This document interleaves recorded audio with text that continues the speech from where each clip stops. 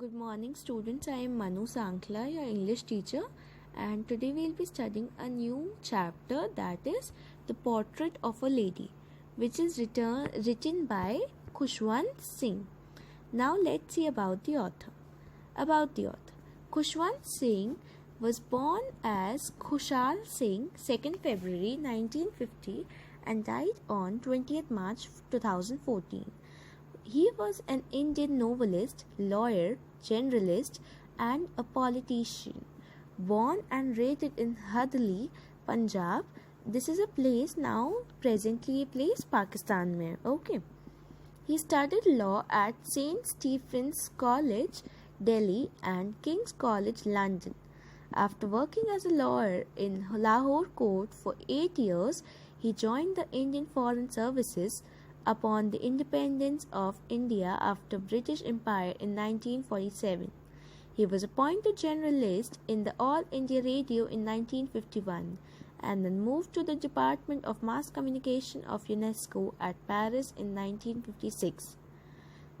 Khushwant Singh was decorated with the Padma Bhushan in 1974, but he returned the award in 1984 in protest against Operation Blue Star, in which the Indian Army raided Amritsar in 2007.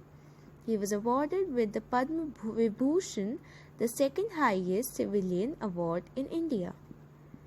You can see guys, ये खुशवंत सिंह की photo है.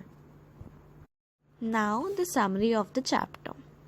In this story, the author draws a pen portrait of his grandmother. He beautifully unfolds his relationship with her, while describing the appearance and daily activities. Appearance of the grandmother. The author recalls his grandmother as a very old lady with a wrinkled face.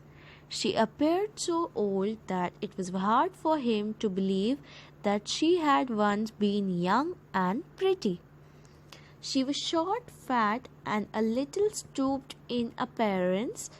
The author remembers her moving about the house in spotless white, counting the beads of her rosary while her lips moved constantly in silent prayers. She was not pretty in the traditional sense, yet her serenity made her beautiful. Initial years of togetherness, life in the village. In the initial years of togetherness of his life, the author lived with his grandmother in the village, sharing a good friendship. His grandmother used to wake him up in the morning and get him ready for the school. She would hand over to him the things he required in the school. After having thick stale chapatis with butter and sugar for his breakfast, they used to leave for the school. The author's grandmother always accompanied him to the school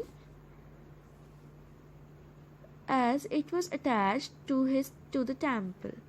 It was her habit to carry several chapatis for the village dogs when they used to feed while returning from the school. The grandma used to sit inside the temple reading holy books while the narrator learnt alphabet and prayers in the school. Turning point of the friendship's day life in the city. The turning point of the friendship came when they moved to the city to stay with the author's parent. Though they shared the same room, his grandmother no longer accompanied him to the school since the author started going in a bus. As years rolled by, they saw less of each other. Meanwhile, as there were no dogs in the street, she used to took stale chapatis for feeding the sparrows. Unlike the village school, the author was not taught about the God and the scriptures, which troubled his grandmother. She did not believe in what was being taught at his school and was unhappy, as she could not help him with his lessons. Moreover, she was disturbed at the idea of music lessons being given at school, as she considered music to be unsuitable for gentle folk. Her disapproval for conscience is her silence. The grandmother combats her loneliness by feeding the sparrows. When the author started going to the university, he was given a room of his own. It resulted in a further gap between them. She accepted her loneliness and rarely spoke to anyone.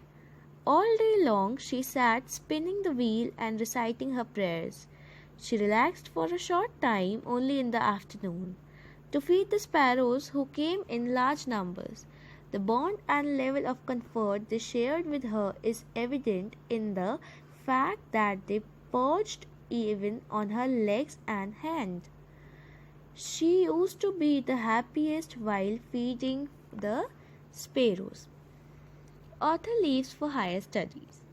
The author decided to go abroad for further studies. He was sure that his grandmother would be upset at his departure. On the contrary, she came to the railway station to see him off, but did not show any emotion.